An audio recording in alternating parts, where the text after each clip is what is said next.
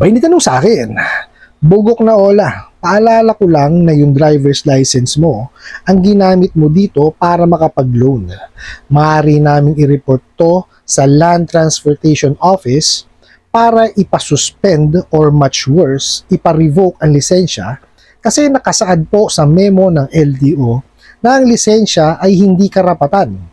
Ito ay pribilehiyo na ibinibigay lamang sa karapat-dapat at hindi gagamitin sa kung anumang masama o pangungutang. Alright, napakagandang katanungan po nito, pero bago natin sasagutin, imbitahan ko muna sana kayo na pakisuportahan po sana aking mga social media accounts sa YouTube, Facebook, and TikTok. Okay, dito po sa ating video ngayon, alamin natin na may kakayanan ba itong mga bugo at abusadong online lending apps na to na mag-report, magpa-suspend, no, or worse daw po is magpa-revoke po ng mga sinasubmit nating mga government ID sa kanila.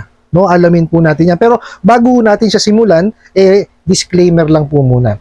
Hindi po ako abogado, ako po'y maniningil. Lahat po na sinasabi po natin dito sa ating mga video is based on my experience at saka po syempre sa ating pong pagsasaliksik at panghihingi po ng payo at tulong at paggagabay sa mga kaibigan po nating mga abogado. At isa pa po, hindi po natin kinukusinte ang hindi pagbabayad ng utang. No? Ako po ay nakita nyo naman, maniningil tayo. So masakit on my part, no, na hindi po ako nakakasingil. Kasi po ang utang is responsibilidad po yan. So kailangan po natin siyang bayaran. Ang hindi ho tayo pabor is dun sa maling pagpapautang at maling paniningil. Sige, sagutin po natin itong pinadala nyo pong mensahe sa akin. Okay, sabi nga ho dito, no, yung daw pong driver's license niyo ginamit nyo para makapanghiram kayo. Okay, dun muna ho. So, ano yan ganito lang naman ho yan kasi lahat naman po ng kumpanya na nagpapautang, nagre-require naman talaga ng documentary requirements, syempre, para gabay yun Di po ba? Diyan ho pumapasok yung credit investigation, verification, tsaka evaluation. Okay? Tsaka hindi lang naman ho ID hinihingi Di po ba? Pati po yung syempre, para po malaman yung payslip nang hihingi.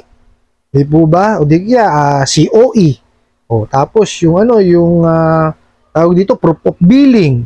Di po ba? Marami yung hinihingi para lang po kumbaga pagpapatunay. Ano yun kumbaga doon sila mag-a-assess base po doon sa mga documentary requirements na binibigay po natin para tayo makapanghiram. Ngayon, doon po sa ID kasi dahil nga po government issue yan, ginagawa nila ng kumbaga usapin. Okay? Ito ho yun. So sabi nga dito na pwede raw ho silang mag-report sa Land Transportation Office kasi nga po driver's license po yung pinrovide nyo para ipasuspend or much worse, ipa-revoke yun daw po lisensya ninyo. Kasi daw po, ayon po sa memo ng LTO, ang lisensya po ay hindi karapatan, at kundi ito po ay privilege. Okay? So tama naman. Okay, tama naman po na ang lisensya po is a privilege. Hindi po talaga lahat ng tao binibigyan ng lisensya. Kaya nga po may mga test na ginagawa diyan, di po ba? May mga exams, di po ba? So hindi ho talaga lahat nabibigyan ng pagkakataon na na magkaroon po ng driver's license. Same with dito po sa mga bugo at abusadong online lending apps. Babalik ko sa inyo ngayon. Kayo may lisensya, di ba? Hindi nyo karapatan yan. Privilege nyo yan kasi nakapasa kayo, na-submit nyo lahat yung documentary requirements ninyo. Bakit? Tinakot ba kayo ng SEC? Ha? Sinabihan ba kayo na ipariribo kayo pagka tawag dito, papakita yung lisensya nyo? Hindi naman, di ba? I-revoke ang lisensya ninyo pag kayo may sinuway sa batas. Same thing po sa lisensya. Hindi po yan marirevoke dahil po ginamit sa pangungutang. Kasi sabi daw po sa hindi gagamitin sa kung anumang masama o pangungutang. Masama na po ba pangungutang? Ba't ginawa niyong negosyo? Di ba? Sintido ko mga bugo at abusadong online lending apps. Di ba? Kung ang pangungutang, di ba, ay masama, di sana, di niya na ginawang negosyo. Kasi kayo mismo nagsabi, di ba? Hindi gagamitin sa kung anumang masama o pangungutang. So, masama pangungutang? Babalik ko sa inyo. Mga bugok. Di ba? Yung driver's license po, hindi nyo po pwedeng yan i-report lamang po sa sa LTO, Land Transportation Office, dahil hindi nagbayad sa inyo. Hindi nyo kayang gawin yun. Okay? Masususpend at marirevoke lamang po yung driver's license pag yan may nilabag na batas na paulit-ulit. Na yun ang ginagawa ninyo. Di ba may lisensya kayo? Di ba? Sinabit nyo sa SEC. Yung mga documentary requirements nyo, tama po. At nilabasan po kayo ng lisensya. Tama, di ba? So, ibig sabihin, it's a privilege. Pumasa kayo. Di ba? Kaya nga binigyan kayo ng lisensya eh. Pero ano ginagawa nyo? Puro illegal ang ginagawa ninyo. Puro paglabag sa batas ang ginawa ninyo. Di ba? Oh, kayo mismo nagsabi, it's a privilege. O, ba't ginagawa nyo? Puro kayo illegal ang ginagawa, di ba? So, dapat kayong i-report. Kasi hindi tama ang ginagawa ninyo eh. Kayo ang dapat nasususpend and worse, nare-revoke dapat. Dapat talaga revoke kasi paulit-ulit yung ginagawa eh. Di ba? Nakita nyo yung mga ginagawa nyong mensahe at pinapadala nyong mensahe sa mga kliyente po ninyo, bumabalik lang sa inyo. Di ba? O, lisensya. Kayo rin may lisensya. Yung submit sa inyo ng driver's license, walang ginawang yun, paglabag sa batas yun. Di ba? Kung meron man siyang ginawa siguro paglabag sa batas, doon sa sa traffic yun. Hindi sa pagpapautang. Kasi good documentary requirements yan eh. Tama po ba ako?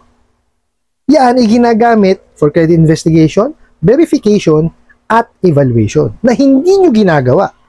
Di ba? Pero kayo, may lisensya rin naman kayo eh. Diba? May privilege kayo ngayon. Binigyan kayo ng privilege ng SEC, no? Na makapagpautang. Which is ang ginagawa ninyo, inaabuso ninyo. Hindi nyo sinusunod yung mga batas. Diba? Hindi nyo sinusunod yung mga memorandums. Nililin lang nyo yung mga kliyente ninyo. At, ang worst is nangaharas kayo. Diba? So, kayo ang dapat i-revoke. O, di ba? Babalik sa inyo yan. Huwag kayong gagawa ng mga mensahe na alam nyo hindi nyo alam intindihin. Di ba? Sige nga, anong violation ng ginawa sa inyo nung kliyente nyo? Di ba? Hindi pa lamang po nakakapagbayad. And anong rason? Di ba? Kasi, winalangya nyo. Nilapastangan nyo yung pagkatao. Kung hindi nyo naman hinaras yan, most probably bayad na yan. Oh, di ba? Kayo rin po ang gumagawa, no? Nasakit ng ulo ninyo. Oh, tapos ibabalik nyo, sasabihin nyo i-revoke. Paano nyo i-revoke? Sige nga.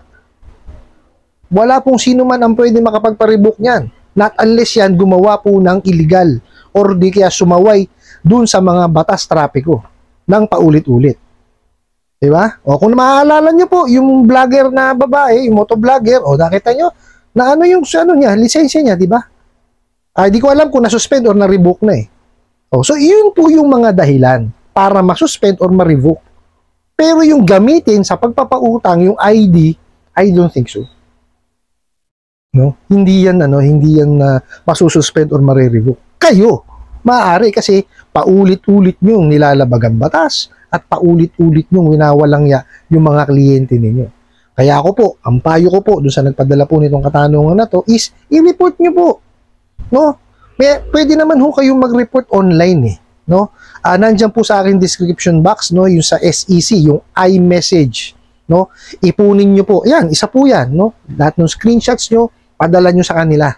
Pwede ho sa una ho sa SEC, sa NPC, sa National Privacy Commission, sa PNP, sa NBI, sa PAOK, tsaka po sa Department of Justice. I-complain nyo na i-complain. Ngayon po, pagka yan, na-raid. No? Na-raid na siya. Nalaman nyo na isa yon sa mga OLA po ninyo. Puntahan nyo po, dalhin nyo lahat yung proof ninyo para madiin. Kasi po, baka mamaya, ma-raid na naman yan, wala na naman pong pumunta ron para doon sa preliminary investigation, mababali, wala na naman po yung mga effort na ginagawa po ng mga sangay ng gobyerno natin na tumutugis dyan sa mga bugok na yan. Di po ba? Ginagawa na ho ng ng action eh. Lalo ho ng SEC, napakarami po nilang na-revoke. Mahigit ho 100. Oh, tapos ang PAOK, nakita nyo, napaka-active din. Even the PNPs, NBIs, lahat po sila aktibo. Talagang yan, susupilin yung mga yan. Kaya po tayo gawin natin yung part natin. I-report natin siya. Pagka na-raid, puntahan natin para madiin. 'Di ba? Kasi kailangan marami talaga. Kasi ang ganito lang po yan eh. 'Di ba? Marami nag-complain. So syempre, ang expectation po ng korte, yung mga nag-complain na yun din po ang pupunta ron para sa preliminary investigation. Hindi naman po pwede ang nag-complain 10, ang pupunta lamang po dun sa preliminary investigation, isa. Talagang hindi matutuluyan yun. Di po ba? Kaya tayo, kung sinimulan natin sa online, tuloy natin na actual. Para matapos na yung mga kawalang yan na yan ng mga bugok at abusadong online lending apps. I hope na sagot ko po itong katanungan na to at sana po'y makatulong. Maraming salamat po sa inyong walang sawang pagsuporta at panonood sa aking mga videos. Maraming salamat po sa inyong pag-like, pag-share, pag-comment at pagtatanong. And kunin ko na rin po itong opportunity na to na imbitahan po sana kayo na pakisuportahan po sana ang aking mga social media account sa YouTube, Facebook, and TikTok. Hanggang sa muli po, yun lang.